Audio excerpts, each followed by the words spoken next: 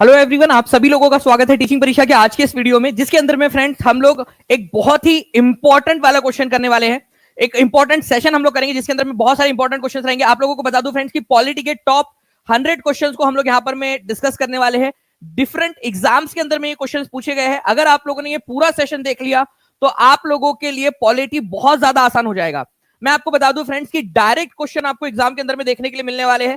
साथ ही साथ मेहनत का महोत्सव चल रहा है और मेहनत के महोत्सव के अंदर में आप लोगों की कंटिन्यूअस हर एक दिन टीचिंग परीक्षा के एप्लीकेशन के ऊपर में टेस्ट हो रही है। तो आप लोगों ने क्या करना है, आप लोगों ने जो है फ्रेंड्स अच्छे से ये वीडियो देखना है और शाम में जब आपकी टेस्ट होगी टीचिंग परीक्षा के एप्लीकेशन पर, इसके ऊपर में फ्री ऑफ कॉस्ट टेस्ट देनी है ताकि आप लोग अपने आप को जांच सके। तो चलिए ज्यादा देर ना करते हुए जल्दी से आगे बढ़ते हैं। उससे पहले फ्रेंड्स मैं आपको बता दूं, there is nothing impossible to him who will try. तो क्या आप ट्राई करना चाहते हो? कितने बच्चे हैं यहां पर में जो ये ट्राई करने के लिए तैयार है कि सर हम जो है टॉप 100 के अंदर में आने का ट्राई करेंगे? जो है केवल एग्जाम क्लियर नहीं करना है बल्कि न्यूज़पेपर के पहले पन्ने के ऊपर है, पहले 2 कॉलम के अंदर में नाम लेकर आना है, फोटो लेकर आना है, अपने परिवार के नाम के साथ में जो है एक उनको खुशी देनी है।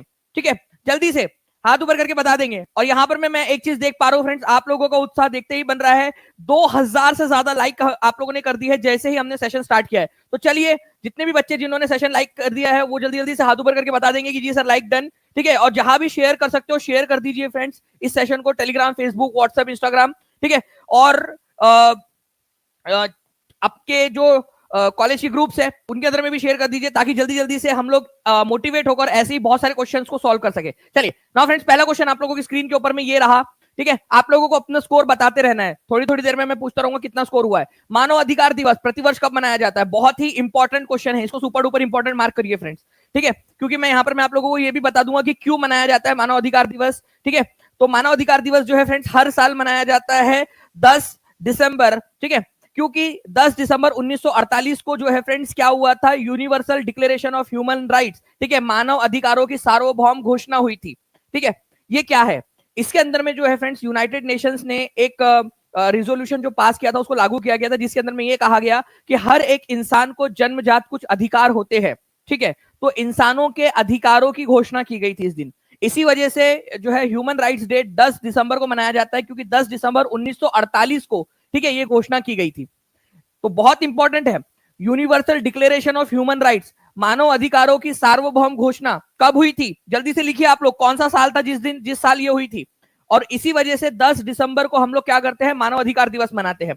इंपॉर्टेंट पॉइंट याद रखना है आप लोगों ने। आगे बढ़ते हैं हम लोग फ्रेंड्स। यहां पर मैं बहुत सारी चीजें, ये पूरा का पूरा मैंने आप लोगों को लेबर, ठीक है, एंड राइट्स, इसके अंदर में आप लोगों को पढ़ाया है मैंने पेड क्लास के अंदर में। नाउ नेक्स्ट आगे बढ़ते हैं हम लोग। यहाँ पर आप लोग बोलोगे तो एक और सेशन मैं उसके अंदर में अरेंज कर दूंगा नॉलेज कैप्सूल में। ठीक है, मुझे बताइएगा जरूर। तो भारत के राष्ट्रपति लोकसभा और राज्यसभा में क्रमशः कितने सदस्यों को मनोनीत कर सकते हैं? ठीक है, तो देखिए, लोकसभा और राज्यसभा हमारे संसद के दो जो है सदन है, और राष्ट्रपति भी संसद का जो है वो पार्ट होता है।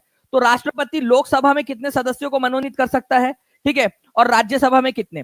अब देखिए फ्रेंड्स, पहले जब था स्थिति 2019 से पहले, ठीक है, 2 सदस्यों को मनोनीत कर सकता था, लेकिन अब वो बंद हो गई है प्रथा। अब जो है किसी को भी मनोनीत नहीं करता लोकसभा के अंदर में। एंग्लो इंडियन सदस्यों को, 2 एंग्लो इंडियन सदस्यों को मनोनीत करता था, बिना इलेक्शन लड़े उनको भेज देता था लोकसभा में। लेकिन ठीक है, वो प्रथा बंद हो गई, अब 0 हो गया। राज्यसभा में पहले से ही प्रथा चली आ रही है कि 12 लोगों को राष्ट्रपति नॉमिनेट करता है। ठीक है, कला, खेल और समाज सेवा, इन सारे क्षेत्रों से। ठीक है, तो फ्रेंड्स 12 लोगों को राज्यसभा में, लोकसभा में 0। अब तो आंसर क्या हो जाएगा? आंसर अब आप लोगों का हो जाएगा, वो हो जाएगा आपका जो है 0 और 12। ठीक है, ये याद रखना आप लोगों ने। पहले लोकसभा बोला है, इसी वजह से पहले लोकसभा वाला फिर राज्यसभा वाला। ठीक है, क्रमशः बोला है तो इसमें याद रखना होता है आप लोगों ने कि क्या बोला क्या आपको। ठीक है, तो आपका 47, 41 और बीपीएससी मोटर व्हीकल इंस्पेक्टर 2022 में पूछा गया था। इस समय में क्वेश्चन का आंसर कुछ और हो सकता था, लेकिन फ्रेंड्स अब जो आंसर है आप लोगों का ये होगा जो मैंने आपको बताया, 0 और 12। कितने लोगों ने आंसर सही लगाया था? जल्दी से हाथ ऊपर करके बता दीजिए। ठीक है, अगर आंसर सही लगाया है तो हाथ ऊपर करके बता दीजिए जल्दी जल्दी से। ठीक है, चलिए नेक्स्ट क्वेश्चन की तरफ में हम लोग आगे बढ़ते हैं फ्रेंड्स हमारे। ठीक है, राष्ट्रपति द्वारा राज्यसभा के लिए कितने सदस्य जो है वो मनोनीत किए जाते हैं? देखिए, ये क्वेश्चन आया हुआ क्वेश्चन है, जल्दी से आप लोगों को बताना है। ठीक है, बताइए जल्दी से। अब यहां पर मैं केवल और केवल राज्यसभा बोला है।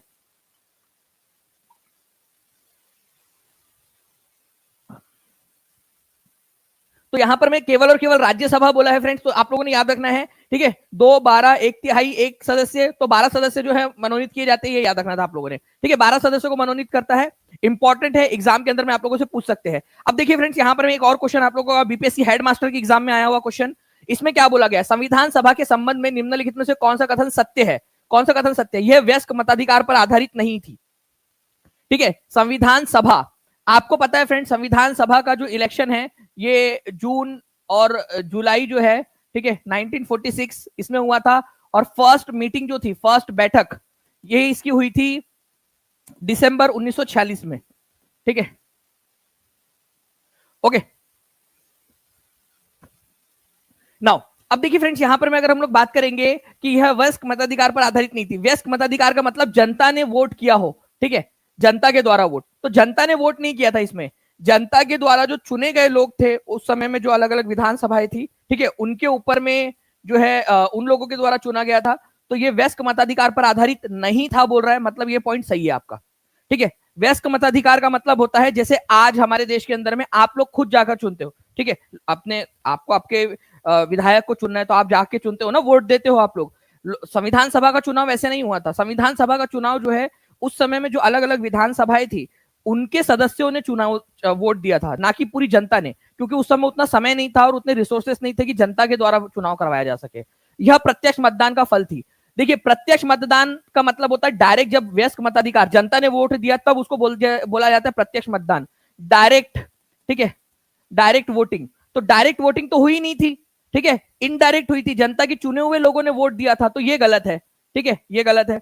ये बहुदलीय निकाय था, बहुदलीय मतलब अलग अलग जो है दल थे, उसमें कांग्रेस था, मुस्लिम लीग भी थी स्टार्टिंग के अंदर में, ठीक है, उसके बाद में जो है फ्रेंड्स जो छोटी छोटी पार्टीज थी, ठीक है, आपके श्यामा प्रसाद मुखर्जी थे, उनकी पार्टी थी, छोटी सी पार्टी, तो ऐसे बहुत सारी छोटी छोटी पार्टियां थी, तो ये बहुदलीय निकाय था, मतलब अलग अलग पार्टीज थी उसके अंदर में, एक अकेली कांग्रेस पार्टी नहीं थी, बहुत सारी और भी पार्टीज थी इसमें। इसमें कार्य करने के लिए कई समितियां थी, बिल्कुल, इसके अंदर में कई सारी समितियां बनाई गई थी, कई सारी कमिटीज बनाई गई थी, ठीक है, तो कौन सा सही है आपको बताना है, ठीक है। तो अगर आप लोग यहाँ पर में देखोगे फ्रेंड्स, जो सही है यहाँ पर में कथन सही है, 1, 3 और 4 होना चाहिए यहाँ पर में, 1, 3 और 4 यहाँ पर में कहीं पे भी दिया हुआ है कि आप लोगों को, आप लोग देख लीजिए, ठीक है, तो 1, 3 और 4 यहाँ पर में दिया हुआ नहीं है, ठीक है। आप लोगों से सही वाला पूछा हुआ है, तो सेकंड वाला गलत है, तो जहां जहां पर में सेकंड दिया है पहले तो उसको काट दो, ठीक है। उसके बाद में 1, 3 और 4 नहीं दिया है, तो ऊपर में से कोई नहीं यहाँ पर में इसका आंसर हो जाएगा आप लोगों का, ठीक है, ये याद रखना है आप लोगों ने, ठीक है, कोई भी नहीं, क्योंकि यहाँ पर में जो ऑप्शन है आप लोगों का वो दिया ही नहीं है, जो ऑप्शन होना चाहिए, ठीक है, आप समझ गए, जो ऑप्शन होना चाहिए था वो ऑप्शन यहाँ पर में नहीं दिया है, इसी वजह से जो है फ्रेंड्स इसका आंसर हो जाएगा, ठीक है, 1, 3 और 4, ओके, क्योंकि यहां ऑप्शन के अंदर में नहीं दिया है वो चीज। चलिए आगे बढ़ते हैं हम लोग फ्रेंड्स, यहां पर में भारत का राष्ट्रपति कितनी बार पुनः चुनाव के लिए पात्र होता है, कितने बार चुना जा सकता है,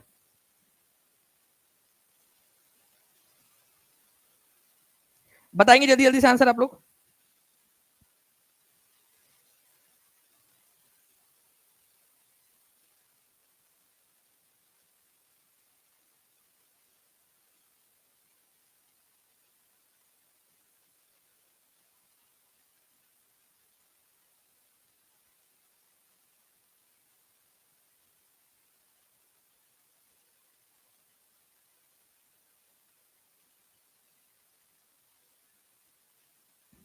भारत का राष्ट्रपति कितने बार जो है चुनाव लड़ सकता है, तो देखिए अगर कोई राष्ट्रपति है, ठीक है, और उसका कार्यकाल 5 साल का होता है, अगर वो कार्यकाल खत्म हो जाए तो वो वापस से चुनाव लड़ सकता है, कितने भी बार, तो फ्रेंड्स 1 बार 2 बार 3 बार नहीं, कितने भी बार, अनलिमिटेड टाइम जो है वो लड़ सकता है, जितने बार अगर उसकी उम्र बची हुई है तो वो लड़ सकता है, ठीक है, तो नन ऑफ दी अबव यहाँ पर ऑप्शन आपका होगा। ये ध्यान, ये कितने लोगों ने आंसर लगाया है यहाँ पर, जल्दी से बताइए यहाँ पर आप लोग, ठीक है, ये एक इंपॉर्टेंट पॉइंट है, एग्जाम के अंदर में पूछा जा सकता है आप लोगों का, ठीक है, तो जल्दी जल्दी से बताइए कितने लोगों ने सही आंसर लगाया था यहाँ पर में, ठीक है, जल्दी जल्दी से हाथ ऊपर करेंगे आप सभी के सभी।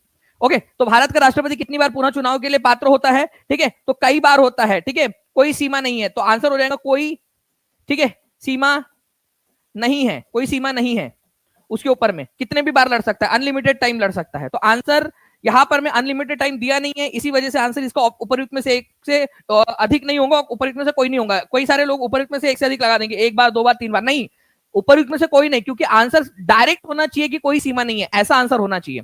ठीक है, तो E is the correct answer, unlimited होना चाहिए था, ऑप्शन में दिया ही नहीं है। नाउ भारत का राष्ट्रपति कितनी बार पुनः चुनाव लड़ सकता है? देखिए फ्रेंड्स, यहाँ पर मैं आपका टीआरई 1 के अंदर में ये क्वेश्चन आया था, ठीक है, 2023 के अंदर में, और आप लोग देख सकते हो फ्रेंड्स 67वीं बीपीएससी में 2022 के अंदर में एक क्वेश्चन इस तरीके से आया था। अब बताइए इसका आंसर क्या होगा? ठीक है, आप लोगों ने कमेंट्स के अंदर में आंसर्स करते रहने हैं, स्पीड में आंसर करिए, आप लोगों का ये बोनस क्वेश्चन जल्दी जल्दी से आप लोगों ने आंसर करना है। बताइए,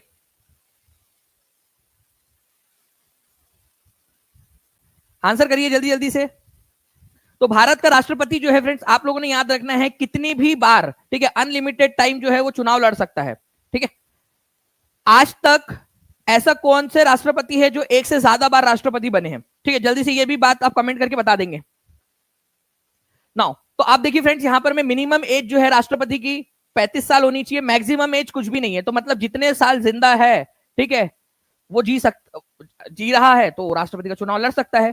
कोई भी हाउस का, पार्लियामेंट में, ना तो लोकसभा का, ना तो राज्यसभा का, ना ही किसी विधानसभा का, कहीं का भी सदस्य नहीं होना चाहिए चुनाव लड़ते समय। अगर है तो पहले इस्तीफा दो, फिर चुनाव लड़ो।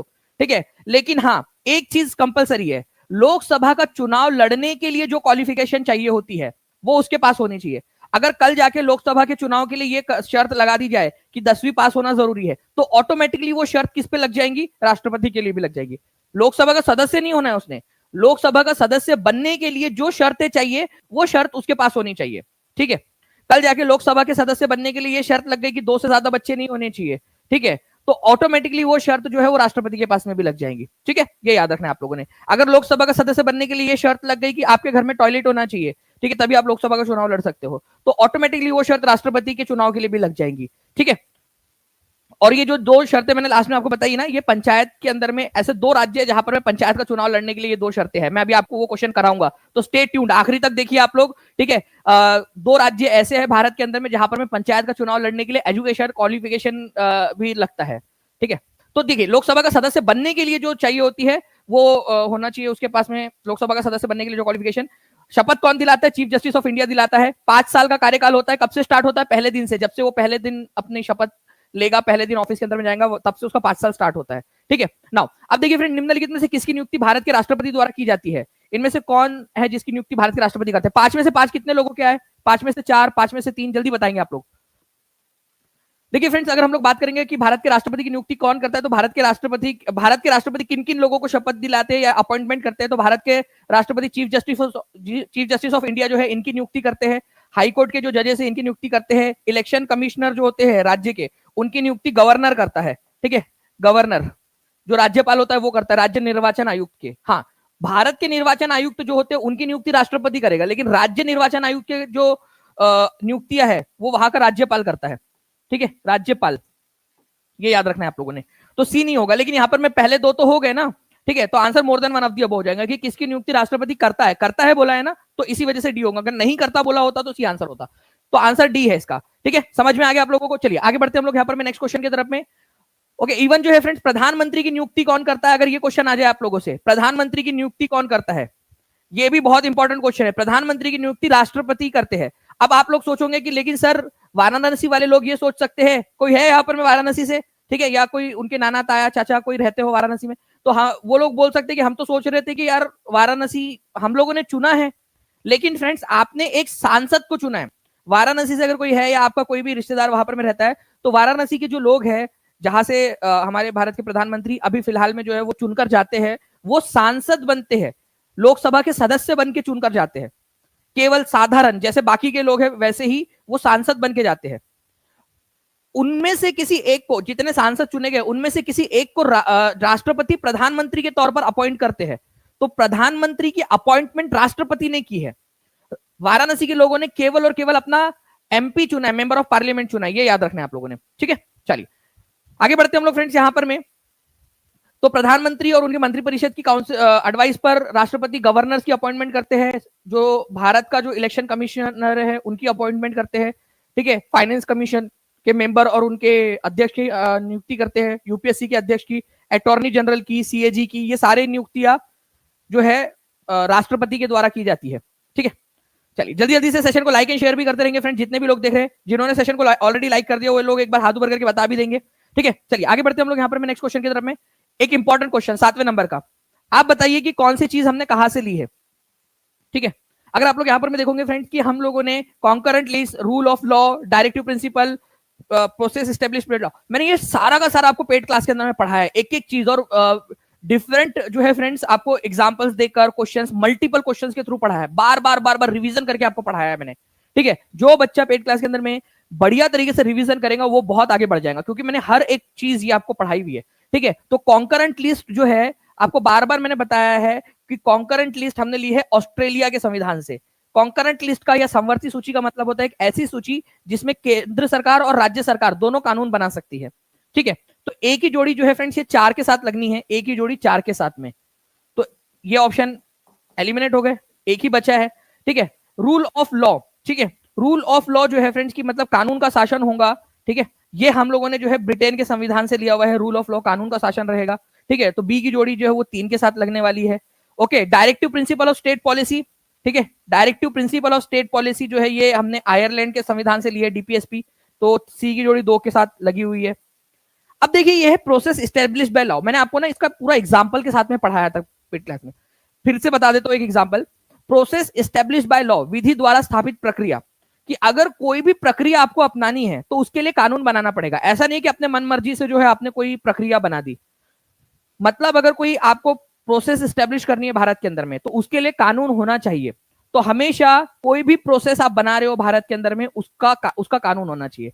रूल ऑफ लॉ का मतलब होता है कि कानून के बाहर जाकर कोई काम नहीं कर सकता, ये है रूल ऑफ लॉ, ये ब्रिटेन के संविधान से लिया है। जापान के संविधान से जो हमने लिया है उसका मतलब होता है कि कोई भी अगर आपको प्रोसेस बनानी है, न्यू प्रोसेस, तो उसके लिए कानून होना चाहिए। हमेशा कोई भी प्रोसेस एस्टेब्लिश करने के लिए कानून होना चाहिए, तो कानून के द्वारा जो है वो प्रक्रिया स्थापित की जाएगी। ये आपका जापान से हमने लिया है, ये बहुत इंपॉर्टेंट है, लिख दो आप लोग, प्रोसेस एस्टेब्लिश बाय लॉ। ठीक है, जापान से हम लोगों ने लिया है। चलिए बहुत बढ़िया, आगे बढ़ते हैं हम लोग फ्रेंड्स। यहाँ पर मैं आप लोग देख सकते हो कि कहाँ से क्या क्या क्या चीजें ली है, और पूरा बाइलिंगुअल मैंने आप लोगों को ऑलरेडी प्रोवाइड किया हुआ है। ठीक है, क्लास के अंदर में। नाउ नेक्स्ट क्वेश्चन की तरफ में हम लोग आगे बढ़ते हैं। ये देखिए आप लोगों को इस तरीके से टीचिंग परीक्षा के कम्युनिटी में भी हमने डाला हुआ है, तो चैनल को सब्सक्राइब सभी लोग कर लेंगे। ठीक है, हर एक बच्चा चैनल को सब्सक्राइब कर लेगा, टीचिंग परीक्षा चैनल को बेल आइकन दबा देगा, ताकि आप लोगों को सारे के सारे अपडेट जो है वो मिलते रहे।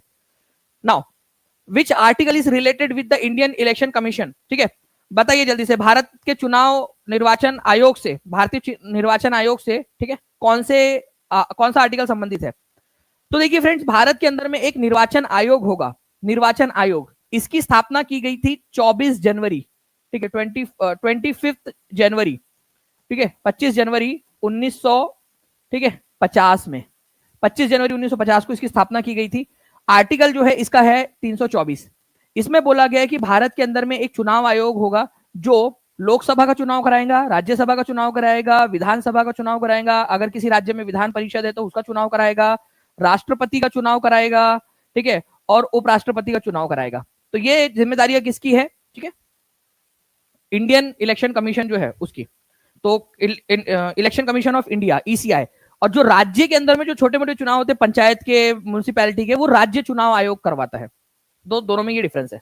चलिए आगे बढ़ते हैं हम लोग फ्रेंड्स। आर्टिकल नंबर 324 है, ये याद रख लीजिएगा आप लोग। नेक्स्ट क्वेश्चन, भारतीय संविधान का कौन सा अनुच्छेद यह व्यवस्था करता है कि निर्वाचनों का अधीक्षण, निर्देशन और नियंत्रण आयोग में निहित होगा। कौन सा आर्टिकल है, देखिए टीआरई 2 का क्वेश्चन है, कौन सा आर्टिकल है जो ये कहता है कि भारत के अंदर में कोई भी चुनाव जो हो रहे हैं उसका डायरेक्शन देने का अधिकार, ठीक है, उसके जो है उसको उसके ऊपर में निगरानी रखने का अधिकार, उसको कंट्रोल करने का अधिकार जो है वो किसके पास रहेगा, एक इलेक्शन कमीशन नामक संस्था होगी उसके पास में होगा। ठीक है, जल्दी बताइए।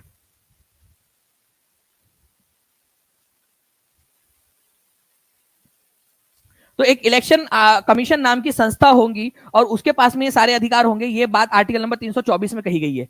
आपको एग्जाम का ओरिजिनल क्वेश्चन मैंने यहां पर में करवा दिया है। कितने लोगों ने सही आंसर लगाया था, हाथ ऊपर कर दीजिए एक बार जल्दी जल्दी से, हाथ ऊपर करके बता देंगे जितने भी बच्चे जिन्होंने सही आंसर लगाया था यहां पर में। ओके, चलिए नेक्स्ट क्वेश्चन की तरफ में आगे बढ़ते हैं हम लोग।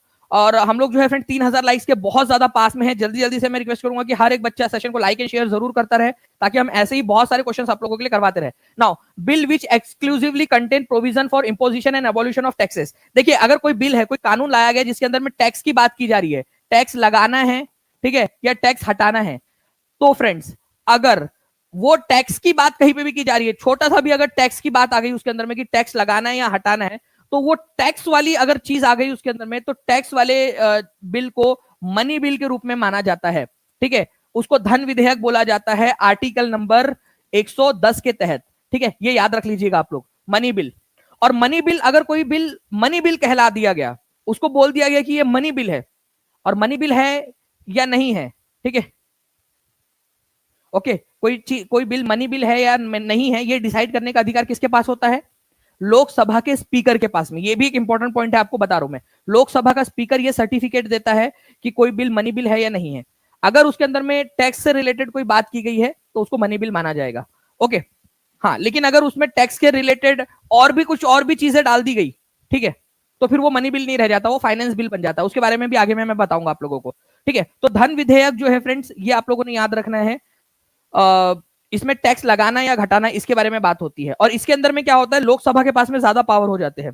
ठीक है, इसको केवल लोकसभा में प्रस्तुत किया जा सकता है। राज्यसभा के पास में केवल और केवल 14 दिन का समय होता है। ठीक है, 14 दिन के अंदर में वो केवल सलाह दे सकते हैं, रिजेक्ट नहीं कर सकते, सलाह दे सकते हैं। तो 14 दिन तक केवल राज्यसभा उसको रोक सकती है। बहुत सारे एग्जाम्स के अंदर में ये आ चुका है क्वेश्चन। तो धन विधेयक के मामले में लोकसभा के पास में ज्यादा पावर है, और राज्यसभा के पास में केवल 14 दिन रोकने का पावर है उसको। ठीक है, और वो भी केवल सलाह दे सकती है। नाउ फ्रेंड्स, अब देखिए क्वेश्चन नंबर 11, 10 में से कितने लोगों के कितने सही हुए जल्दी बताएंगे आप लोग। ठीक है, कैबिनेट मिशन योजना के अंतर्गत अगर आप लोग चाहते हो कि पूरे के पूरे 100 क्वेश्चन मैं करा दूं, तो हर एक बच्चा यहां पर में देखिए, ये एक मौका है आप लोगों के पास में। ये मौका कभी कभी आता है जब इस लेवल के क्वेश्चन आप लोगों को करवाए जा रहे हैं, आपको रिवीजन करवाई जा रही है हर एक अलग अलग एग्जाम की। तो मैं चाहूंगा हर एक बच्चा पूरा सेशन लाइव देखे, और जहां भी शेयर कर सकते हो शेयर करते रहे, तभी जाकर जो है फ्रेंड्स मजा आएगा आप लोगों को सारे क्वेश्चन करवाने में।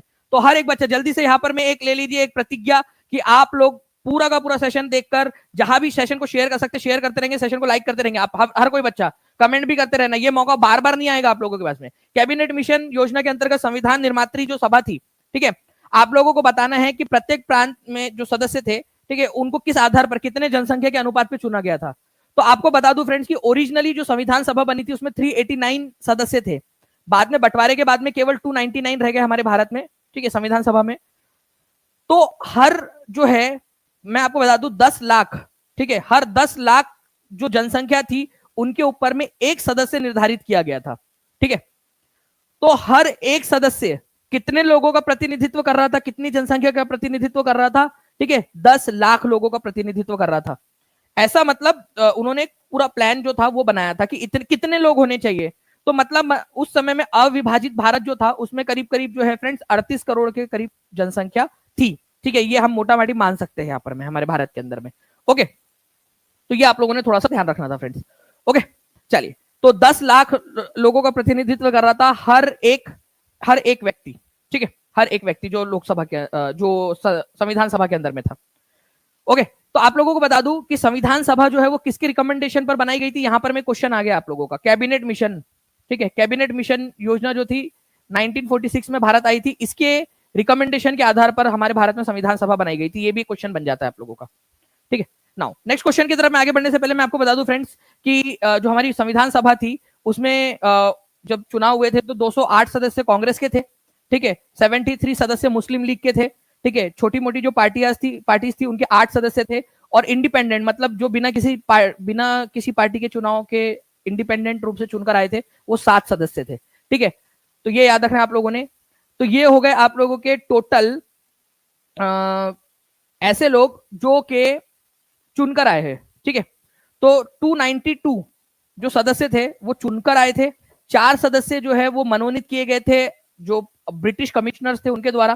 ठीक है, और 93, ठीक है, जो सदस्य थे ये आप लोगों ने याद रखना है फ्रेंड्स, ये गए थे किसके द्वारा चुनकर? ये गए थे जो राजे रजवाड़े थे उस समय में, उनके द्वारा मनोनीत किए गए थे डायरेक्टली। ठीक है, डायरेक्टली मनोनीत किए गए थे, वहां चुनाव नहीं हुए थे। अलग अलग जो भारत में 565 रियासतें थी उनके ग्रुप बना दिए गए थे और बोला गया था कि हर एक ग्रुप मिलकर किसी एक को नॉमिनेट करो। तो ऐसे 93 लोगों को नॉमिनेट किया गया था। तो इस तरीके से अविभाजित भारत में 389 मेंबर्स थे, लेकिन विभाजन के बाद में केवल 299 बच गए। नाउ संवैधानिक प्रावधान के संशोधन का प्रावधान किसमें दिया गया है? अगर भारत में संविधान संशोधन करना है तो उसका प्रावधान कहां पर में दिया गया है? चलिए फ्रेंड्स, 3000 लाइक से केवल 29 लाइक्स हम लोग दूर है यहां पर में। ठीक है, जल्दी जल्दी से जो है फ्रेंड्स 29 लाइक्स हम लोग दूर है। जितने भी बच्चे यहाँ पर में बचे हुए जल्दी से सेशन को लाइक करके हाथ ऊपर कर देंगे कि जी सर लाइक डन। ठीक है, तो संवैधानिक प्रावधान ये आपको बताना है कि जिसमें संविधान संशोधन कर सकते हैं। तो संविधान संशोधन जो है फ्रेंड्स, ये याद रखना आप लोगों ने, आर्टिकल नंबर 368 में दिया गया है, और ये प्रावधान आप लोगों का भाग नंबर 20 में है। ठीक है, भाग नंबर 20 में। ओके, भारत के संविधान के भाग नंबर 20 के अंदर में आपको बोला गया है कि आप संविधान में संशोधन कर सकते हैं, आर्टिकल नंबर 368। तो कितना हमारा संविधान देखिए कितना अच्छा है। हमारे संविधान ने खुद कहा है कि अगर जरूरत पड़े तो हमारे भारत के आने वाली जो सरकारें हैं जरूरत के हिसाब से समय समय पर संशोधन कर सकती है। तो भाग नंबर 20 में, ठीक है, मतलब भाग बेसिकली चैप्टर से, अलग अलग चैप्टर में बांट दिया गया, उसमें आर्टिकल नंबर 368 है, जिसके अंदर में ये कहा गया है कि संविधान संशोधन किया जा सकता है। ठीक है, तो अब तक जो है फ्रेंड्स 108 बार संविधान संशोधन किया जा चुका है हमारे भारत के अंदर में। ठीक है, 108 बार। और 108वां संविधान संशोधन जो था वो था महिलाओं को, ठीक है, लोकसभा में और विधानसभा में 33% रिजर्वेशन देने का। ठीक है, चलिए, तो C is the correct answer. Now संघीय सूची के अंतर्गत शामिल कौन सा है? संघीय सूची, देखिए हमारे भारत के अंदर में जो है ना 3 प्रकार की सूची बनाई गई है। एक संघीय सूची है जिसको केंद्रीय सूची भी कहा जाता है। ठीक है, संघीय। एक राज्य की सूची है जिसमें राज्य के काम है, और एक है समवर्ती। समवर्ती का मतलब होता है फ्रेंड्स के ऐसे काम, ठीक है, जो दोनों मिलकर कर सकते हैं। संघ या केंद्र जो है वो कौन कौन से काम कर सकते हैं? ठीक है, जैसे आपको बता दूं डिफेंस, अगर भारत को डिफेंस करना है तो वो केंद्र का काम है। रेलवे जो है फ्रेंड्स, अगर बात करूं तो रेलवे पर पूरा अधिकार संघ का है, केंद्र का है। करेंसी, कोई कौन सी मुद्रा चलेगी भारत में, ठीक है, ये काम जो है वो केंद्र सरकार का है। वही अगर मैं बात करूं पुलिस की, तो पुलिस जो है वो राज्य सरकार की सूची के अंदर में आती है। ठीक है, उसके बाद में जो है फ्रेंड्स, अगर मैं बात करूं आप लोगों से, खेती, एग्रीकल्चर, राज्य सरकार की सूची में आती है पुलिस। ठीक है, कानून व्यवस्था, कानून व्यवस्था बनाना, कानून व्यवस्था, ठीक है, कानून व्यवस्था। उसके बाद में एग्रीकल्चर, ये राज्य की सूची में आता है। Defence, railway, currency, communication, communication का मतलब होता है संचार, जैसे डाक विभाग हो जाए, कम्युनिकेशन। कम्युनिकेशन किसके अंदर में आता है? कम्युनिकेशन जो है फ्रेंड्स ये संघ सूची में आता है। तो रक्षा और संचार ये केंद्र सरकार की सूची में आते हैं। तो केंद्र सरकार की सूची में एक से अधिक, उपरोक्त में से एक से अधिक आंसर हो जाएगा। कृषि जो है फ्रेंड्स ये स्टेट की लिस्ट में आता है, स्टेट में। ठीक है, तो D is the correct answer. Okay, बाकी जो है अगर आप बोलोगे तो पूरा का पूरा, ठीक है, कि कौन कौन सी लिस्ट में क्या क्या आते हैं, हम लोगों ने इसको ऑलरेडी देखा हुआ है। संघ सूची के अंदर में 100 जो है विषय आते हैं टोटल। ओके, तो बहुत सारी चीजें उसके अंदर में, पड़ोसी देशों के साथ में जो है फॉरेन रिलेशंस किसके साथ में कैसे रखने हैं, ठीक है, वो सारा का सारा भी आप लोगों का इसमें ही आता है संघ सूची के अंदर में। नाउ निम्नलिखित में से कौन सा राज्य सन 1949 में भारतीय संघ में सम्मिलित हुआ? मतलब वो बाद में जाकर 1949 के अंदर में जाकर भारत के अंदर में सम्मिलित हुआ। ठीक है, तो देखिए फ्रेंड्स, मणिपुर जो है फ्रेंड्स, आप लोगों को बता दूं कि जो है ना भारत में, ठीक है, भारत के अंदर में अक्टूबर 1949 के अंदर में आधिकारिक रूप से, मतलब उन्होंने ये तो बोल दिया था कि हम जो है वो विलय करेंगे भारत के अंदर में, ठीक है, लेकिन वहां पर में जो है फ्रेंड्स चुनाव करवा लिया गया। ठीक है, राजतंत्र कायम हो गया वहां पर में। लेकिन धीरे से क्या हुआ बाद में, अक्टूबर 1949 के अंदर में, ठीक है, आधिकारिक रूप से, औपचारिक रूप से जो है भारत के अंदर में शामिल हो गया मणिपुर। तो मणिपुर जो है वो अंदर बाहर होता रहा भारत में। पहले वो आजादी के कुछ दिन पहले भारत के अंदर में शामिल होने की घोषणा कर दी वहां पर में, उनके जो राजा थे बोध चंद्र सिंह, उन्होंने। फिर जो है उन्होंने जनता के दबाव में वहां पर में चुनाव करवा दिया। वहां पर में उन्होंने संवैधानिक मोनार्की, राजतंत्र स्थापित कर दिया। ठीक है, खुद को राजा घोषित करते हुए, और बोला कि हमारे यहाँ चुनाव होंगे, हमारा अलग से व्यवस्था रहेंगी। फिर बाद में जो है फ्रेंड्स उन्होंने और दबाव जब उन पर पड़ा भारत सरकार की तरफ से, तो उन्होंने आधिकारिक रूप से, ठीक है, अक्टूबर 1949 में फाइनली भारत के अंदर में मिलने का निर्णय ले लिया, और आधिकारिक रूप से, ठीक है, औपचारिक रूप से भारत के अंदर में मिल गए। ठीक है, तो ये याद रखना है आप लोगों ने कि मणिपुर जो है फ्रेंड्स ये अक्टूबर 1949 के अंदर में भारत में मिला था। ठीक है, अक्टूबर 1949 में औपचारिक रूप से भारतीय संघ के अंदर में। इंपॉर्टेंट पॉइंट है, एग्जाम के अंदर में पूछा जा सकता है। ओके, नाउ अब देखिए फ्रेंड्स, यहां पर मैं आप लोगों का ये क्वेश्चन है, ठीक है, बहुत ही इंपॉर्टेंट क्वेश्चन, बताइए इसका आंसर क्या होगा। अगर मैं बात करूं फ्रेंड्स, यहाँ पर मैं ग्राम पंचायत का गठन, समान नागरिक संहिता, न्यायपालिका व कार्यपालिका का पृथक्करण, अंतरराष्ट्रीय शांति का विकास, कृषि एवं पशुपालन। देखिए ग्राम पंचायत का गठन अगर हम लोग बात करेंगे तो आर्टिकल नंबर 40 के अंदर में ये बात कही गई थी। ठीक है, तो एक ही जोड़ी जो है फ्रेंड्स ये 5 के साथ लगनी चाहिए। ओके, अनुच्छेद 40 में ग्राम पंचायत, तो आप देख लीजिए ग्राम पंचायत का एक ही जोड़ी 5 के साथ में कहा लगी है, तो ये ऑटोमेटिकली ये चारों ऑप्शन एलिमिनेट हो जाते हैं। ठीक है, अब ये बच जाता है आपका ई वाला भी, ठीक है, क्योंकि ऊपर में से कोई नहीं, ये भी ऑप्शन हो सकता है ना। समान नागरिक संहिता, ठीक है, तो बी की जोड़ी जो है वो आपकी लगेंगी, बी की जोड़ी 1 के साथ में लगनी चाहिए, बी की जोड़ी 1 के साथ में। समान नागरिक संहिता मतलब यूनिफॉर्म सिविल कोड, बी की जोड़ी 1 के साथ में, तो यहां तो बी की जोड़ी 1 के साथ में लगी ही नहीं है, तो आंसर तो ये भी नहीं हो सकता, फिर ए भी नहीं हो सकता, ए बी सी डी नहीं हो सकता, तो आंसर ई के अलावा कुछ नहीं होगा। ओके, कितने लोगों का सही हुआ ये क्वेश्चन, जल्दी बताइए, कितने लोगों ने सही किया है, हाथ ऊपर करके बता देंगे जल्दी जल्दी से। ई आंसर लगाया है कितने लोगों ने, या समझ में आ गया आप लोगों को कैसे एलिमिनेट करना था। न्यायपालिका और कार्यपालिका के बीच में पृथक्करण, 50-50 पावर बांट दिए, तो सी की जोड़ी 3 के साथ लगनी चाहिए। ओके, अंतरराष्ट्रीय शांति और विकास, ठीक है, अंतरराष्ट्रीय शांति और विकास, ये आप लोगों का कहां पर में दिया गया है फ्रेंड्स, आर्टिकल नंबर 51 के अंदर में दिया गया है। ओके, और कृषि और पशुपालन की 4 जो है बीज डालोगे तो 8 बीज हो जाएंगे, 4 बकरे बकरियां पालोगे तो 8 बकरे बकरियां हो जाएंगे, ठीक है, तो 48 में। ओके, तो ये याद रखने के लिए आप लोगों को आसान था, मैंने पांचों के पांचों आर्टिकल्स आपको बता दिए, ठीक है। चल आगे बढ़ते हम लोग यहाँ नेक्स्ट क्वेश्चन की तरफ में। हमारे सर्वोच्च न्यायालय ने किस केस में कहा कि निजता का अधिकार मौलिक अधिकार है? प्राइवेसी चाहिए कि नहीं चाहिए आपके, जो है मान लीजिए कि आपके जो भी आपके अभी व्हाट्सएप है, आपका इंस्टाग्राम है, आपका फेसबुक है, ठीक है, ये हिस्ट्री आपके घर वालों के सामने खोल दे या फिर सार्वजनिक कर दे पूरा, नहीं ना। तो फ्रेंड, सर्वोच्च न्यायालय ने कौन सा केस था जिसके अंदर में कहा था कि प्राइवेसी जो है वो मौलिक अधिकार है आप लोगों को, आर्टिकल नंबर 21 के तहत, जिंदा रहने के लिए तेरी कसम प्राइवेसी की भी जरूरत है सनम, ठीक है, प्राइवेसी नहीं रहेंगी तो फिर आप, मेरे को नहीं लगता आप जिंदा रह पाओगे, ठीक है। पता चले कि आपकी शादी हुई हुई है, ठीक है, आपके ऑफिस के ग्रुप के अंदर में बस एक किसी से आप बात भी कर रहे हो तो आपकी वाइफ ने आपका कत्ल कर दिया, ठीक है, और अगले दिन अखबार में खबर आ रही है कि एक वाइफ ने, ठीक है, अपने पति का किया कत्ल, व्हाट्सएप ग्रुप के अंदर में उसने अपनी सहकर्मी को केवल भेजा था हाय, ठीक है, सचिन देखकर, ठीक है, आराम से, नहीं तो तुम्हारी तरफ से व्हाट्सएप बहुत सारे जाते इधर उधर। देखिए, सर्वोच्च न्यायालय ने किस केस में कहा कि निजता का अधिकार जो है मौलिक अधिकार है? तो फ्रेंड्स, यहां पर में याद रखना है कि जस्टिस के एस पुट्टा स्वामी केस के अंदर में ये बात कही गई थी, के एस पुट्टा स्वामी केस के अंदर में। ओके, के एस पुट्टा स्वामी केस के अंदर में, ये याद रखना है आप लोगों ने, आंसर हो जाएगा आप लोगों को ऑप्शन नंबर डी, ठीक है।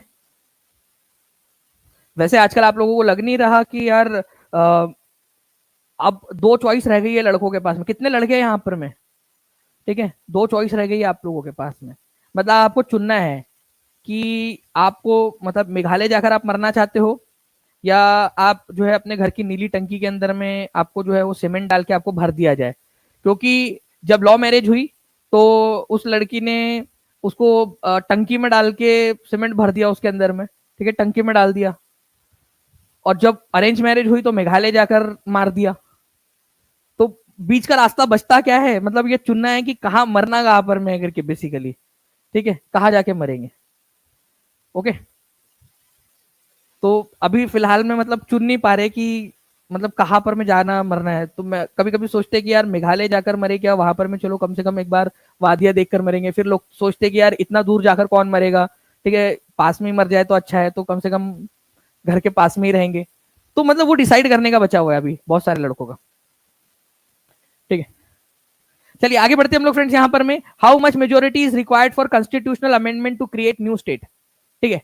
अगर मान लीजिए कि एक नया राज्य बनाना है, मान लीजिए कि बिहार को तोड़कर 2 राज्य बनाने हैं, ठीक है, या बिहार को 4 टुकड़ों में बांटना है फॉर एग्जाम्पल, तो कितने जो है मेजोरिटी की जरूरत पड़ेगी? भाई कुछ भी नहीं है, साधारण बहुमत चाहिए होता है, ऑर्डिनरी बहुमत, ऑर्डिनरी जो है यहाँ पर में मेजोरिटी चाहिए होती है, ऑर्डिनरी बहुमत से जो है ये यहाँ पर में काम बन जाता है। आर्टिकल नंबर 3 के अंदर में ये बात की गई है, ये याद रखना है आप लोगों ने, आर्टिकल नंबर 3 के अंदर, जिसमें ये कहा गया है कि भाई अगर मान लीजिए कि संसद ऑर्डिनरी जो है बहुमत के जरिए या साधारण बहुमत के जरिए भी अगर एक विधेयक पास कर देती है कि कोई राज्य को उसकी सीमा चेंज की जाए या उसका नाम बदल दिया जाए या उसको और राज्यों में बांट दिया जाए, तो सिंपल सा आर्टिकल नंबर 3 के तहत किया जा सकता है, साधारण बहुमत, ठीक है।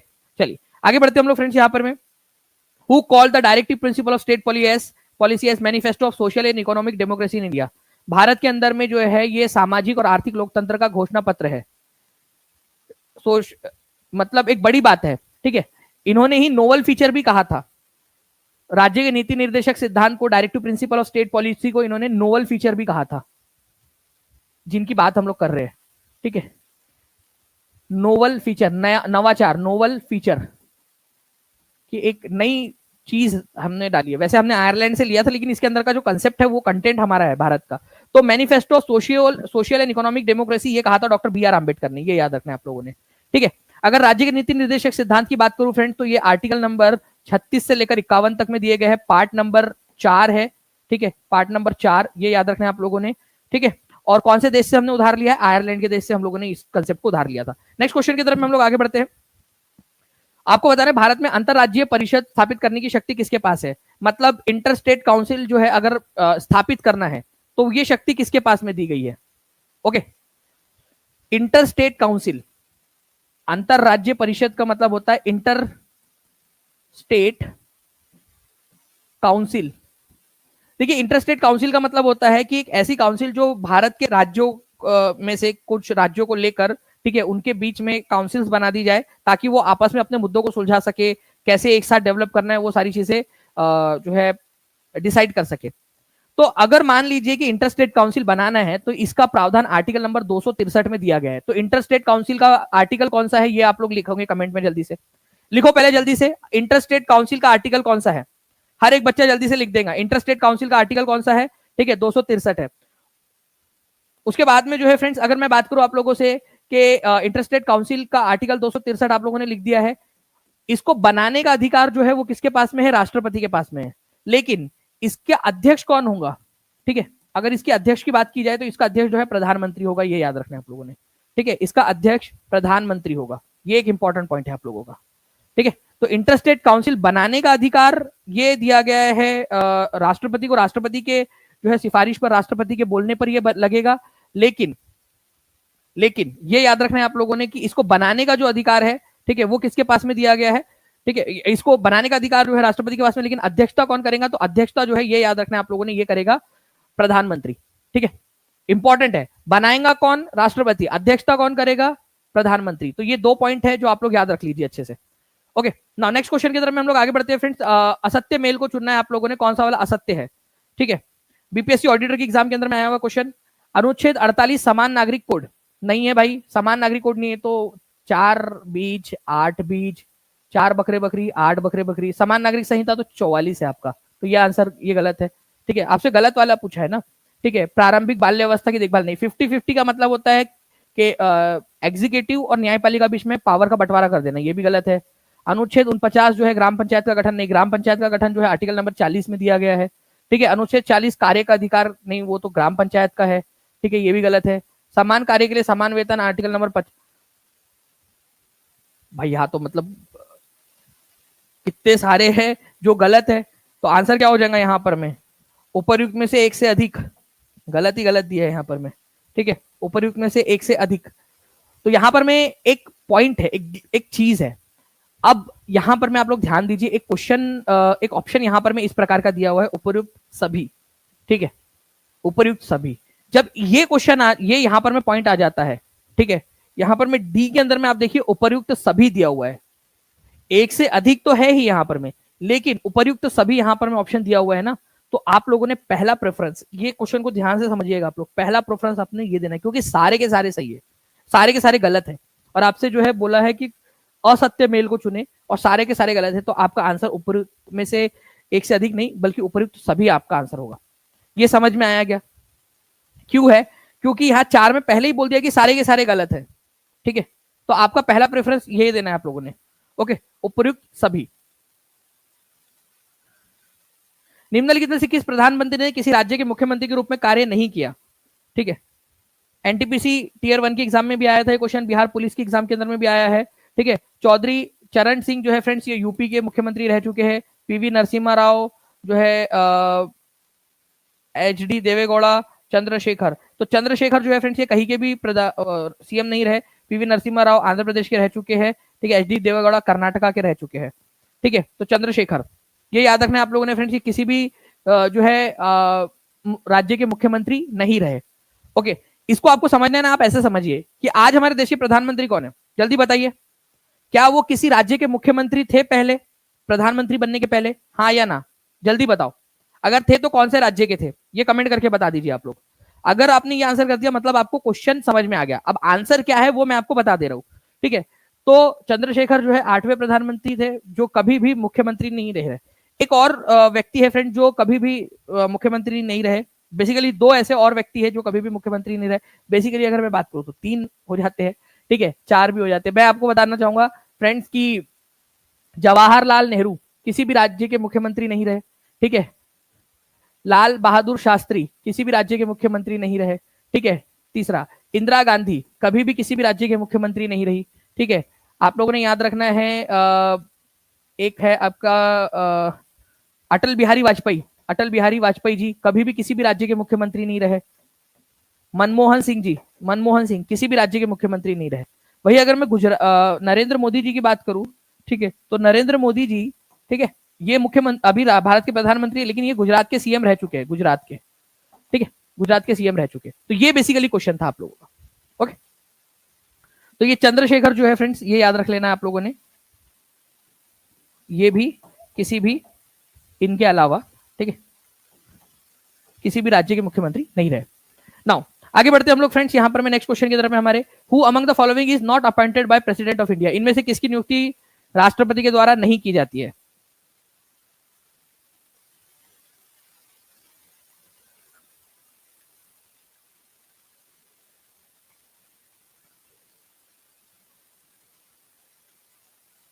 देखिए फ्रेंड्स, राष्ट्रपति मैंने आपको बताया कि जो भारत में अलग अलग राज्यों के गवर्नर है इनकी नियुक्ति जो है राज्य राष्ट्रपति के द्वारा की जाती है।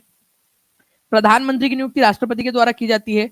चीफ इलेक्शन कमिश्नर जो होते हैं इंडिया के, उनकी नियुक्ति राष्ट्रपति के द्वारा की जाती है। लेकिन उपराष्ट्रपति जो है, ठीक है, उपराष्ट्रपति, इनकी नियुक्ति नहीं की जाती प्रधान राष्ट्रपति के द्वारा। इनकी नियुक्ति नहीं होती, बेसिकली इनका चुनाव होता है, ठीक है, इनका चुनाव होता है, चुनाव। और चुनाव कौन करती है? संसद। संसद में भी कौन? संसद में लोकसभा और राज्यसभा के सभी सदस्य, सभी सदस्य, चाहे वो मनोनीत हो चाहे कोई भी हो, सारे के सारे सभी सदस्य मिलकर करते हैं। तो लोकसभा और राज्यसभा के सभी सदस्य जो है इनकी नियुक्ति करते हैं, ये याद रखना है आप लोगों ने। ओके, इंपॉर्टेंट पॉइंट, एग्जाम के अंदर में पूछ सकते हैं, इनका चुनाव करते हैं बेसिकली। तो आपसे पूछा गया कि कौन किसको अपॉइंट नहीं करते, तो आंसर इसका ऑप्शन नंबर डी हो जाएगा, ठीक है। नेक्स्ट क्वेश्चन की तरफ में आगे बढ़ते हैं हम लोग फ्रेंड्स। यहाँ पर में चुप रहने की स्वतंत्रता भारत में किस प्रकार का अधिकार है? चुप रहने की स्वतंत्रता, ओके, जैसे बोलने की स्वतंत्रता वैसे चुप रहने की भी स्वतंत्रता है।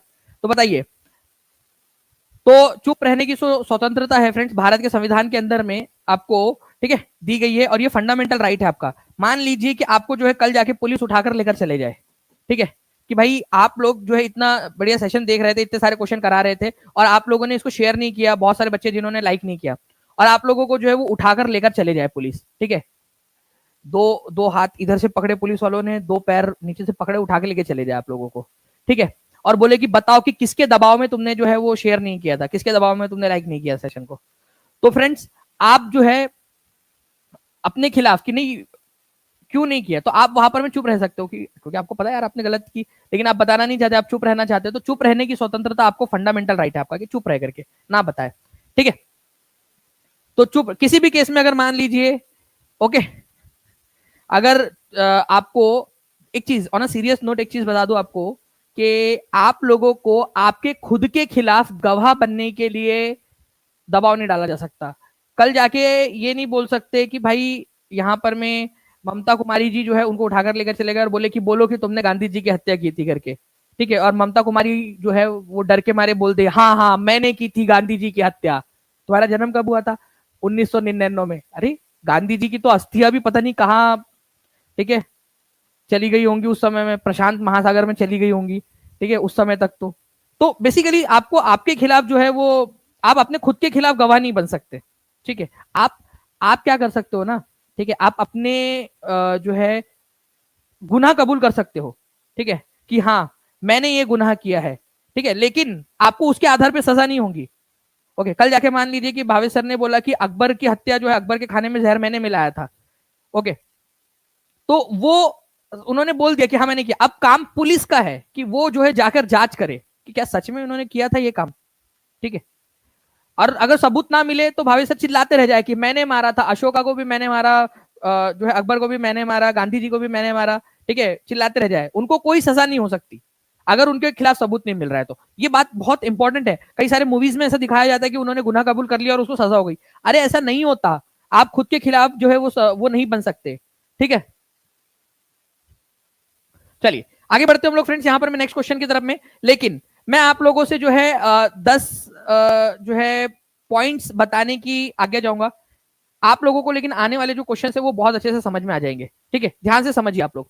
मैं आपको बता रहा हूं फ्रेंड्स, लेजिस्लेटिव काउंसिल के बारे में, विधान परिषद के बारे में। हमारे भारत के अंदर में केवल और केवल, ठीक है, कुछ राज्य ऐसे जहां पर में विधान परिषद है। वो राज्य कौन से है? एक है यूपी बिहार, ठीक है, दिल वालों के दिल का करार, यूपी बिहार, ठीक है। उसके बाद में मध्य जो है महाराष्ट्र, उसके बाद महाराष्ट्र है, कर्नाटका है, तेलंगाना है, ठीक है, आंध्र प्रदेश। ये केवल और केवल 6 राज्य ऐसे हैं जहां पर में विधानसभा के साथ साथ में विधान परिषद भी है, ठीक है, विधानसभा के साथ में विधान परिषद। अगर मान लीजिए, ठीक है, विधान परिषद बनाना है या हटाना है, ठीक है, कल जाके झारखंड बोले कि हमें विधान परिषद चाहिए और बिहार बोले कि हमारा विधान परिषद खत्म कर दो, तो ये पॉइंट आर्टिकल नंबर 169 के तहत किसके पास अधिकार है ये करने का? संसद के पास में। तो आर्टिकल नंबर 169 में ये बोला गया है कि अगर कोई राज्य ये डिमांड करता है या संसद को ऐसा लगता है कि उस राज्य के अंदर में, आप कौन से राज्य से बिलोंग करते हो, चलो बता दो, देखते हैं कि यहाँ पर में हो जाएगा। मैक्सिमम लोग ऐसे बिहार से बिलोंग करते होंगे, 90% से ज्यादा लोग, ठीक है, लेकिन फिर भी बताइए आप कौन से राज्य से बिलोंग करते हो। तो अगर आप बिहार से या यूपी से बिलोंग करते हो तो आप लोगों के पास में पहले विधान परिषद है, आपको उसको हटाने के लिए अगर बोलना है तो आर्टिकल नंबर 169। लेकिन अगर मान लीजिए कि आप झारखंड से बिलोंग करते हो या पश्चिम बंगाल से बिलोंग करते हो और आपको वहां विधान परिषद बनवानी है, तो भी आपको संसद के पास में जाना पड़ेगा अकॉर्डिंग टू आर्टिकल नंबर 169। ये बहुत इंपॉर्टेंट क्वेश्चन है, ठीक है, मैं टीम से रिक्वेस्ट करूंगा कि प्लीज वो क्वेश्चन जो है वो डाल दे। अच्छा, विधान परिषद में कितने सदस्य होंगे? अगर मान लो बन गई विधानसभा, विधान परिषद, तो विधान परिषद में कितने सदस्य होंगे और कहां से चुनकर आएंगे वो, ठीक है, ये आर्टिकल नंबर 171 में दिया है। बात को समझो, विधान परिषद को बनाना और हटाना, यह आर्टिकल नंबर 169 के तहत यह अधिकार दिया गया संसद के पास। आर्टिकल नंबर 171 171 वो कहता है कि विधान परिषद में जो संरचना होंगी उसकी वो कैसी होंगी, जैसे कि 1/3 सदस्य जो है वो कहां से आएंगे, ठीक है, जो अलग अलग निकाय है, अलग अलग जो निकाय बेसिकली मतलब होता है आपका नगर पालिका, ठीक है, महानगर पालिका, पंचायत, वहां से चुनकर आएंगे, ठीक है, वहां से डायरेक्ट जनता से नहीं, ये इन लोगों के द्वारा चुनकर भेजे जाएंगे 1/3 सदस्य। 1/12 सदस्य जो है फ्रेंड्स ग्रेजुएट जो लोग हैं, कितने लोग हैं ग्रेजुएट, 3 साल से ज्यादा समय हो गया है, तो उन लोगों के द्वारा चुनकर भेजे जाएंगे, उनमें से ही किसी को। 1/12 सदस्य जो है वो शिक्षकों के द्वारा चुनकर जाएंगे, माध्यमिक विद्यालय के विद्यालय या उससे ऊपर में, ठीक है। 1/6 सदस्य जो है उन व्यक्तियों को राज्यपाल जो है डायरेक्टली नॉमिनेट कर देगा, और 1/3 और बच गया है, वो सदस्य विधानसभा के द्वारा चुनकर भेजे जाएंगे। विधानसभा के द्वारा किन्हीं लोगों को अलग से, अपने में से नहीं, बाहर में से किसी को चुनकर भेजा जाएगा, ठीक है। मान लीजिए कि कल जाके नीतीश चचा का और तेजस्वी मामा का जो है फोन आ जाए, ठीक है, दोनों का, कि दानिश सर बात सुनो, हम ना आपको बिहार की विधान परिषद में भेजना चाहते हैं, ठीक है। मैं बोलूंगा कैसे भेजोगे? क्या आप मेरे को जो है वो पंचायतों की तरफ से भेजोगे, ठीक है, क्या आप मेरे को जो है स्नातक की तरफ से भेजोगे, ठीक है, क्या आप मेरे को शिक्षक की तरफ से भेजोगे, क्या आप मेरे को जो है राज्यपाल के द्वारा डायरेक्टली नॉमिनेट करवा दोगे, या आप विधानसभा के पास में जो पावर है 1/3 लोगों को भेजने का वहां से भेजोगे, ठीक है। तो फिर वो बोलेंगे कि सर आपको विधानसभा के द्वारा जो है हमारे पास में अधिकार है कि हम 1/3 लोगों को भेज सकते हैं, ठीक है, तो उनमें से भेज सकते हैं, ठीक है। तो ये आप लोगों को याद रखना है फ्रेंड्स। अच्छा, विधानसभा का 1/3 से कम इसका अनुपात नहीं होना चाहिए। जैसे फॉर एग्जाम्पल अगर मैं आपको बताऊं, ठीक है, एक चीज इंपॉर्टेंट है कि विधानसभा, ठीक है, अगर विधानसभा की संख्या 300 है, फॉर एग्जाम्पल ले रहे हैं, ठीक है, एग्जाम्पल, तो विधानसभा के अगर है तो विधान परिषद जो है कितना होगा, 1/3 होगा इसका, 1/3, ठीक है, मैक्सिमम की बात कर रहा हूं मैं, मैक्सिमम 1/3 मतलब 100 हो सकता है विधान परिषद, लेकिन मिनिमम जो है वो तो डिसाइडेड है। मिनिमम किसी भी केस में 40 से कम नहीं होना चाहिए, कोई भी केस हो 40 से कम नहीं होना चाहिए, ठीक है। मैक्सिमम 1/3 हो सकता है, मिनिमम 40। लिख दो सभी लोग जल्दी जल्दी से, सभी के सभी, ठीक है। नाउ तो विधान परिषद जो है फ्रेंड्स ये कभी भी भंग नहीं होती, परमानेंट रहती है, ये याद रखना है आप लोगों ने। इसके सदस्यों का कार्यकाल 6 वर्ष का होता है, लेकिन ये हमेशा चलती है। ये कभी भी खत्म नहीं होती। विधान परिषद का उन्मूलन या निर्माण 169 के अंदर में दिया हुआ है और कम से कम 30 साल की आयु होना जरूरी है। ठीक है, चलिए ना आगे बढ़ते हैं फ्रेंड्स। हम लोग राज्य विधान परिषद का आकार राज्य विधानसभा की सदस्यता के कितने से अधिक नहीं हो सकता? बताओ जल्दी जल्दी से।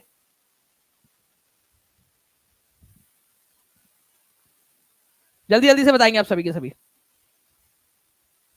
कितने से अधिक नहीं हो सकता है? ओके, तो मान लीजिए कि विधानसभा जो है आपकी विधानसभा, ठीक है, एक्स है, ठीक है, उसका नंबर तो 1/3 से अधिक नहीं हो सकता। तो मैक्सिमम जो है वो 1/3 हो सकती है, उसके मैक्सिमम 1/3। और मिनिमम कितनी हो सकती है जल्दी बताइए आप लोग। मिनिमम भी आपको बताया मैंने, ठीक है, मिनिमम ये याद रखना आप लोगों ने 40, मैक्सिमम 1/3, मिनिमम 40। नाउ राज्य विधान परिषद में राज्यपाल द्वारा कितने सदस्य मनोनीत किए जाते हैं? ओके, आंसर यहां पर मैं आप लोगों को दिख रहा है। तो आंसर जो है उसको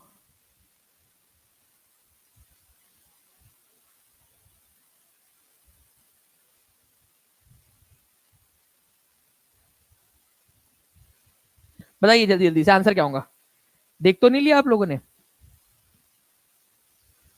ठीक है, तो देखिए फ्रेंड्स, राज्य की जो है राज्य विधान परिषद में राज्यपाल जो है क्या करते हैं, 1/6 जो है ना लोगों को, जितनी भी संख्या है विधान परिषद की, विधान परिषद का जो भी 1/6 आएगा उतने सदस्यों को क्या करते हैं, राज्यपाल मनोनीत करते हैं, राज्यपाल, ठीक है, अपने कोटे से।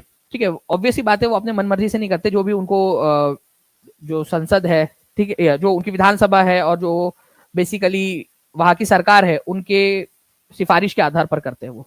ठीक है, तो आंसर हो जाएगा 1/6। राज्यपाल कितने लोगों को मनोनीत करते हैं? 1/6। ना अब देखिए फ्रेंड्स, ये भी क्वेश्चन आप लोगों का बनता है, बताइए 26वें नंबर का क्वेश्चन, इसका आंसर क्या होगा? आप लोग अगर चाहते हो फ्रेंड्स कि ऐसे ही पूरे के पूरे जो है 100 क्वेश्चंस आप लोगों को प्रॉपर्ली अच्छे से करवाए जाए, तो एक बार आप सभी लोग दबा के जहां भी शेयर कर सकते हो शेयर करते रहेंगे, टेलीग्राम, फेसबुक, व्हाट्सएप, इंस्टाग्राम, हर एक जगह पे जल्दी जल्दी से।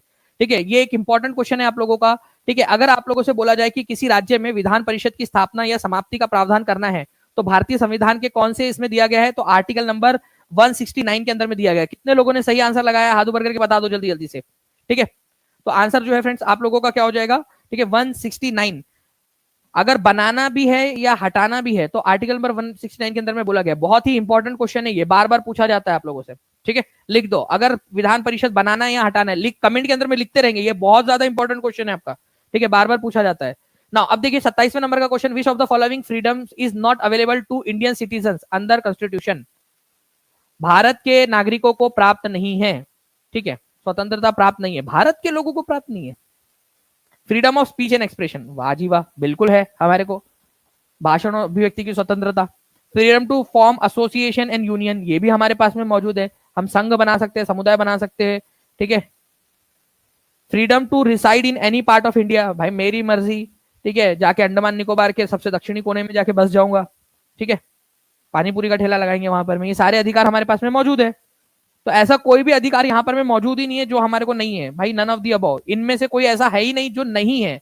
नॉट कंसेप्ट, भाषा समझो आप, एग्जामिनर ने क्या बोला है उसकी।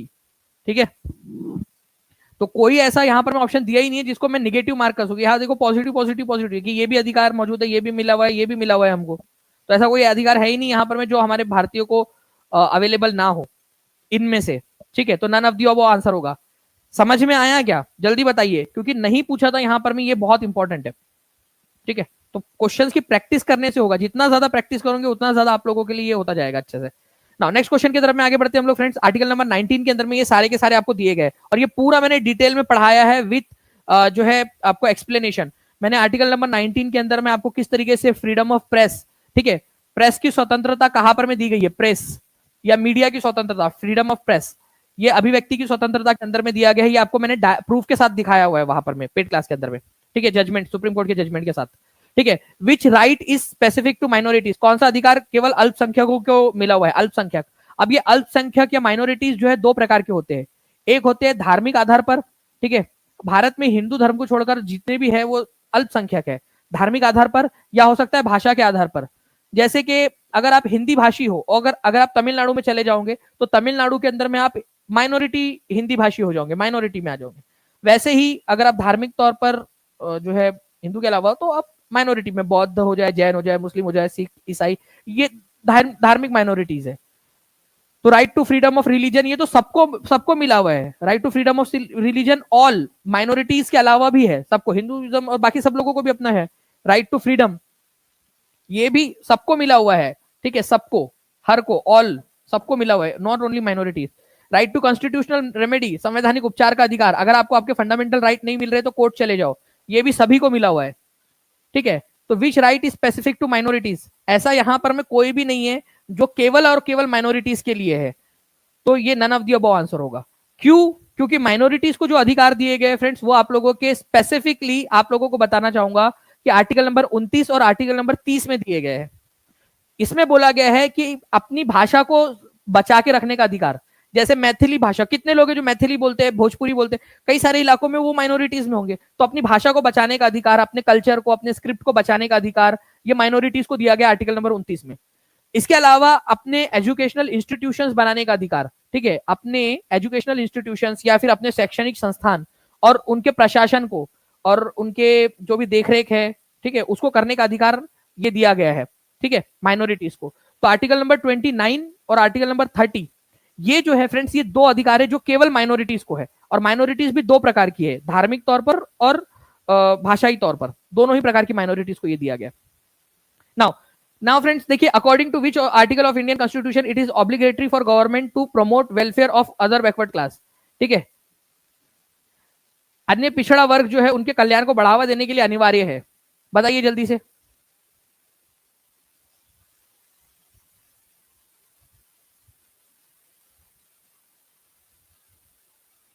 देखिए, अगर हम लोग बात करेंगे फ्रेंड्स यहां पर में कि कौन सा जो है यहां पर में अधिकार ऐसा है जो अदर बैकवर्ड क्लास जो है उनके लिए दिया गया है, कि संविधान के अंदर में बात की गई है कि ओबीसी या अदर बैकवर्ड क्लास जो है उनको उनके उत्थान के लिए काम करना है, तो ये आर्टिकल नंबर 340 में बात की गई है। अब मैं अगर बात करूं फ्रेंड्स आर्टिकल नंबर 356, ठीक है, ये राष्ट्रपति शासन की बात करता है। राष्ट्रपति शासन, राष्ट्रपति शासन जो है फ्रेंड्स ये राज्यों में लगाया जाता है इमरजेंसी के तौर पर। ठीक है, अगर वहां की सरकार ठीक से काम नहीं कर रही है तो।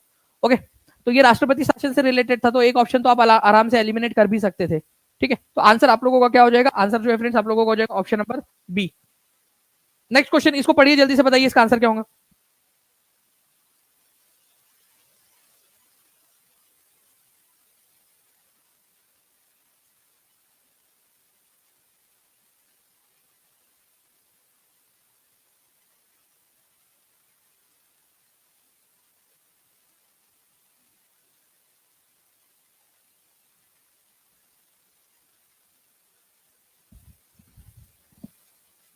जी बताइए जल्दी से फ्रेंड्स, इसका आंसर क्या होगा आप लोगों का? आइडेंटिफाई द फॉल्स स्टेटमेंट, असत्य कथन की पहचान कीजिए। तो first general election of Lok Sabha was held in 1951। ठीक है, 1951 के अंदर में जो है फ्रेंड्स पहली बार लोकसभा का चुनाव हुआ था आजाद भारत के अंदर में।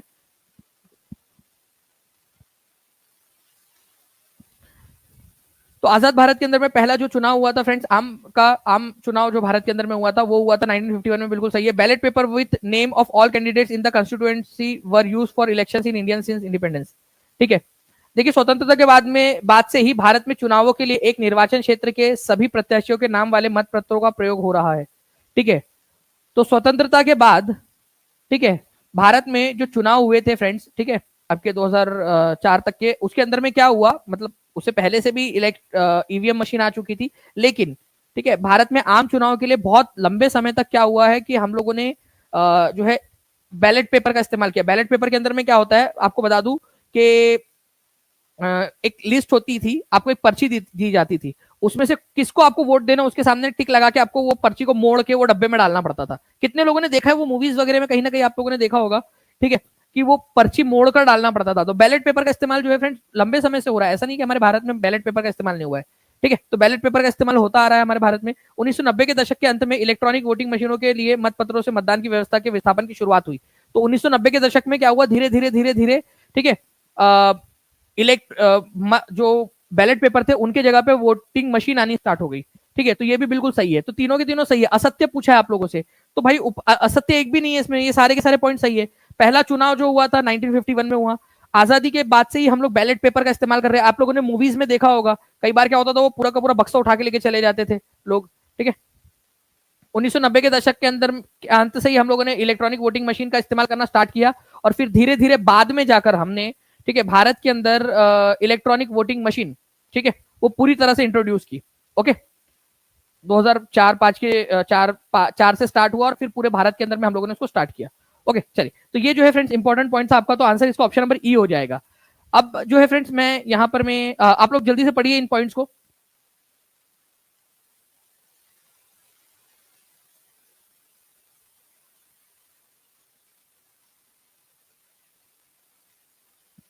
तो ये आप लोगों को समझ में आया ना फ्रेंड्स। एक दो चीजें हैं जो मैं आप लोगों से पूछना चाहूंगा जल्दी जल्दी से, आप लोग क्या मेरे को आंसर उसका कर सकते हो, जल्दी से बताइए। और बहुत सारे और भी क्वेश्चंस है जिसको हम लोग देखेंगे आगे में आने वाली क्लासेस के अंदर में भी, लेकिन एक चीज है, मैं आप लोगों से जो सवाल पूछना चाहता हूँ उनके आंसर आप लोग जल्दी जल्दी से करिए। मेरे को बताइए यहाँ पर में कि ह्यूमन राइट डे हम लोग कब मनाते हैं? Human rights day, human rights day, human rights day कब मनाया जाता है? जल्दी से बताएंगे आप सभी के सभी, फास्ट, एकदम स्पीड में आंसर आ जाना चाहिए। और जो सही आंसर कर रहे हैं बच्चे कमेंट के अंदर में, उनके कमेंट्स को लाइक भी करते रहिए कीजिए आप लोग। और कौन कौन सी चीजें आप लोग पढ़ना चाहते हो, क्योंकि मैं आज एक्चुअली जो है फ्रेंड्स थोड़ा सा जो है हम समय लग गया हम लोगों को, लेकिन जो है बचे हुए जो क्वेश्चन है वो हम लोग जरूर करेंगे। कितने लोग चाहते हैं कि आज के क्वेश्चन की रिवीजन के साथ में मैं वो कल क्वेश्चन कराऊं, मतलब इन क्वेश्चन को भी इंक्लूड कर लूं कल के क्वेश्चन में, कल वाले सेशन के अंदर में, कल भी हम लोग इसको करेंगे, तो मुझे बताइएगा जरूर। और कमेंट के अंदर में आंसर करने के साथ साथ में नीचे में जो बच्चे पहले 10 मिनट के अंदर में आंसर कर देंगे उन लोगों को हार्ट भी दे दिया जाएगा। आपको बताना है कि लोकसभा के अंदर में और राज्यसभा के अंदर में कितने सदस्यों को मनोनीत किया जाता है, लोकसभा में और राज्यसभा के अंदर में, जल्दी जल्दी से बता देंगे आप सभी के सभी लोग, ठीक है। राष्ट्रपति कितने सदस्यों को मनोनीत करते हैं ये आप लोग बता दीजिएगा जल्दी से कमेंट करके। ओके, जल्दी जल्दी से आंसर करिए आप लोग। अच्छा, हमारे भारत का राष्ट्रपति कितने बार चुनाव लड़ सकता है ये भी आप लोगों को बताना है। भारत के राष्ट्रपति को चुनाव जो है, भारत के राष्ट्रपति को चुनाव जीतने के बाद में शपथ कौन दिलाता है? राष्ट्रपति को शपथ कौन दिलाता है? राष्ट्रपति अगर चुनाव जीत जाए तो उसको शपथ कौन दिलाता है ये आप लोग बताना है आप लोगों ने, ठीक है। शपथ कौन दिलाता है? उसके बाद में आप लोग जो है फ्रेंड्स बताओगे मुझे कि रूल ऑफ लॉ, देखिए बहुत इंपॉर्टेंट है, रूल ऑफ लॉ, कानून का शासन, ये कौन से देश से हम लोगों ने लिया है? And process established by the law, ठीक है, बहुत इंपॉर्टेंट है, प्रोसेस, प्रोसेस इस्टेब्लिश्ड, इस्टेब्लिश्ड, इतनी इंग्लिश आती होंगी, इस्टेब्लिश आप लोगों को बाय दी लॉ, मतलब कि कोई भी प्रक्रिया जो है, अगर मान लीजिए कोई प्रक्रिया है हमारे भारत के अंदर में, तो प्रक्रिया का जो निर्धारण है वो कानून के जरिए ही होना चाहिए। ऐसा नहीं कि बिना मतलब कि अपने मन मर्जी से जो है कोई भी प्रक्रिया स्थापित कर दी जाए। ओके, तो प्रक्रिया होनी चाहिए, रूल ऑफ द लॉ बोला गया है कि रूल के हिसाब से सारी चीजें चले, लॉ के हिसाब से चले सारी चीजें, और कोई भी प्रक्रिया स्थापित कर रहे तो रूल के हिसाब से, लॉ के हिसाब से चले। तो ये दो अलग अलग देशों से हम लोगों ने प्रक्रिया ली है, जल्दी से बताना है। डीपीएसपी हम लोगों ने कहां से लिया गया है ये भी आप लोग बता सकते हो, डीपीएसपी, ठीक है, कौन से देश से लिया गया है? भारत के अंदर में डीपीएसपी को नोवल फीचर किसने कहा था ये भी आप लोग कमेंट करके मेरे को बताओगे एकदम स्पीड में। और जो पहले 10 मिनट के अंदर में जितने भी बच्चे आंसर कर देंगे, ठीक है, उन लोगों को हार्ट भी दे दिया जाएगा। नोवल फीचर किसने कहा था? नोवल फीचर, नवाचार, एक हमारा नवाचार है करके, नवाचार, नवाचार, आचार नहीं है ये, नवाचार कहा था, नहीं तो बोलेंगे सर इसमें आचार कहां से है। ओके, चलिए, तो ये आप लोगों ने याद रखना है, इंपॉर्टेंट है। इसके बाद में जो है फ्रेंड्स कुछ और भी क्वेश्चंस है, जैसे आप लोग मुझे बताइए कि अगर भारत के अंदर में अंतरराज्य परिषद बनाने का जो अधिकार है वो किसके पास में, कौन बनाता है और उसकी अध्यक्षता कौन करता है? अंतरराज्य परिषद अधिकार, ठीक है, कौन करता है, उसके उसका किसके पास में है, ठीक है, ये बताएंगे। और साथ ही साथ जितने भी बच्चे टीचिंग परीक्षा के साथ में जुड़ना चाहते हैं, क्योंकि लाखों बच्चों ने जो है फ्रेंड्स एग्जाम क्लियर किया है टीचिंग परीक्षा के साथ में, और अगर आप भी करना चाहते हो तो आज ही टीचिंग परीक्षा के साथ में जुड़ जाइए, ठीक है। 65% ऑफ आप लोगों के पास में है। और मैं आपको बता दूं फ्रेंड्स कि एक बहुत ही इंपॉर्टेंट वाला एक बड़ा सरप्राइज आप लोगों के लिए, 2500 के करीब क्वेश्चन हम लोग विपिन चंद्रा के हमने स्टार्ट कर दिया बनाना। वो जितने भी बच्चे जब भी मैं वो कोर्स लॉन्च करूंगा तब तक जितने बच्चे ऐड हो चुके होंगे कोर्स के अंदर में, उन लोगों को फ्री ऑफ कॉस्ट मिलेगा। जो उसके बाद जो बच्चे लेंगे उन लोगों को जो है अलग से लेना पड़ेगा उसको। जो बच्चे तब तक ले चुके होंगे, ठीक है, कोर्स में ऐड हो चुके होंगे किसी भी कोर्स में टीचिंग बीपीएससी तैयारी के, उनको फ्री ऑफ कॉस्ट मिलेगा। तो आप जल्दी से ज्वाइन हो सकते हैं, ठीक है। न्यू एनसीईआरटी वीडियो कोर्स जो आप लोगों का चल रहा है फ्रेंड्स, इसमें भी हो सकते हो, क्योंकि इसके अंदर में आप लोगों को बहुत फायदा है।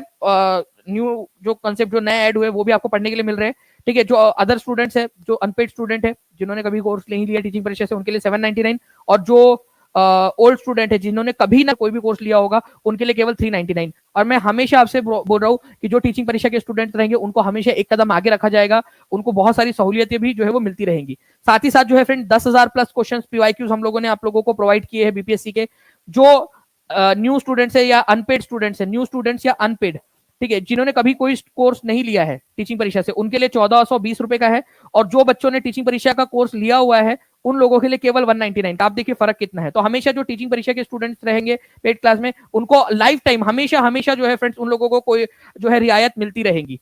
ओके, उसके बाद में जो है फ्रेंड्स 38वीं बीपीएससी से लेकर 70वीं बीपीएससी के बीच में जितने भी पेपर्स हुए उन सारे पेपर्स को हम लोगों ने आप लोगों को पेपर वाइज सारा 38वीं 39वीं सारे पेपर्स हमने अवेलेबल करा दिए हैं, और केवल 49 रुपीज के अंदर में, ठीक है। और लाइफ टाइम एक्सेस है आपके पास में, हमेशा ही एक्सेस रहेगा, ठीक है। इसके अंदर में हम लोग सीडीपीओ के पेपर्स को कॉम्प्लीमेंट्री हमारे तरफ से आप लोगों को अवेलेबल करवा रहे हैं, ठीक है। आज से वो भी स्टार्ट हो जाएगा। सीडीपीओ के पेपर्स इसके अंदर में complementary extra free of cost teaching परीक्षा में इसके अंदर में ऐड होगा, और 71वीं बीपीएससी जब होंगी उसका पेपर ऐड होता जाएगा, 72वीं होंगी उसका पेपर भी ऐड होता जाएगा।